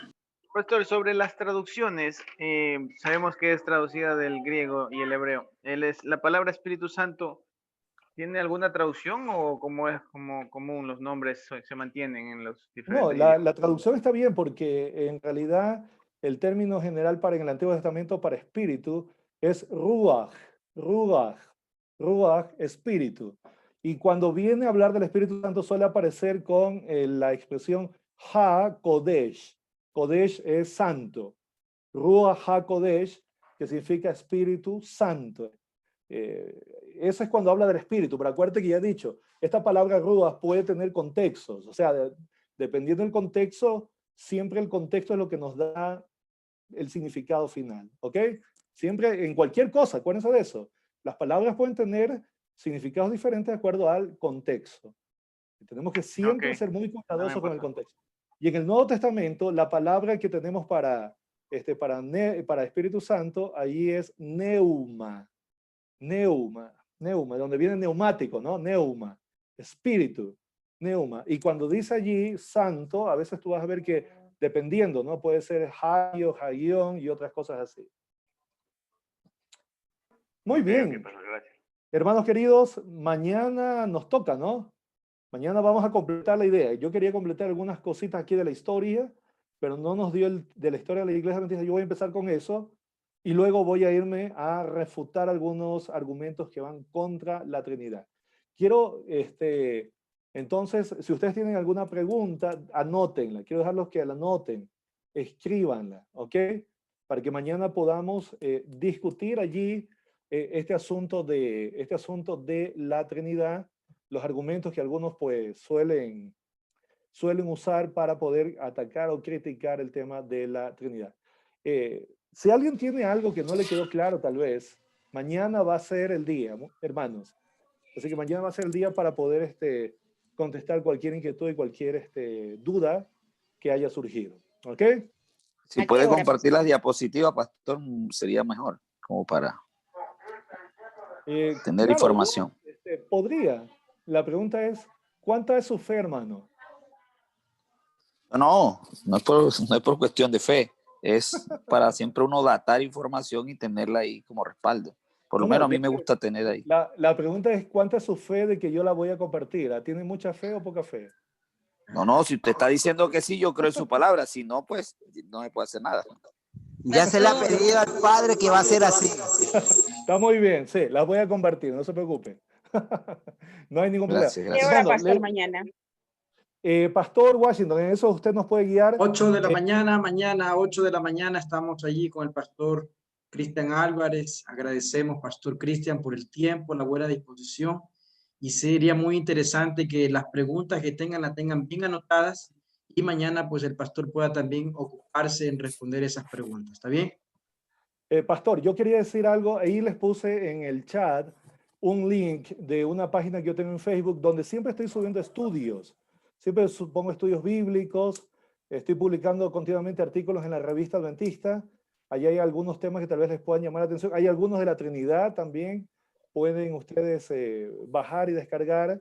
Y cosas que no he hablado aquí, pues ustedes pueden leerlas allí. Así que solamente dan clic y me siguen y con eso ustedes pueden encontrar y subir. Yo voy a subir ya más tarde o mañana un artículo sobre el rapto secreto, así que tal vez a alguno de ustedes les puede interesar aquello. Solamente tienen que seguirme en esa página.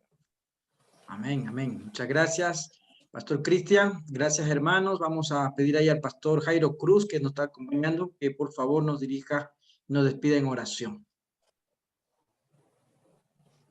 Oremos, mis apreciados hermanos, vamos a inclinar el rostro y agradezcamos a Dios por este pan espiritual fresco y completo. Querido Dios, amado Padre, gracias te damos porque en esta hora, Señor, hemos podido afinar nuestro conocimiento acerca, Señor, de la Trinidad, de la Deidad, oh Dios. Gracias porque tú nos invitas a imitar, oh Dios, la unidad que la Deidad, Señor, nos muestra por medio de la forma en que ellos trabajan a nuestro favor. Padre bendito, en tus manos encomendamos nuestras vidas para que nos sigas usando y nos sigas preparando, para que todo lo que recibimos, Señor, podamos compartirlo para gloria tuya. En tus manos quiero encomendar, Señor, a cada uno de los pastores aquí conectados, al pastor Cristian, para que pueda seguir siendo, Señor, un instrumento de bendición en cada lugar donde tú lo invites y lo llames. A cada uno de nuestros hermanos aquí presentes, ahora, Señor, tenemos la responsabilidad de compartir la luz que recibimos, Señor. Ayúdanos para que seamos reflectores de esta verdad.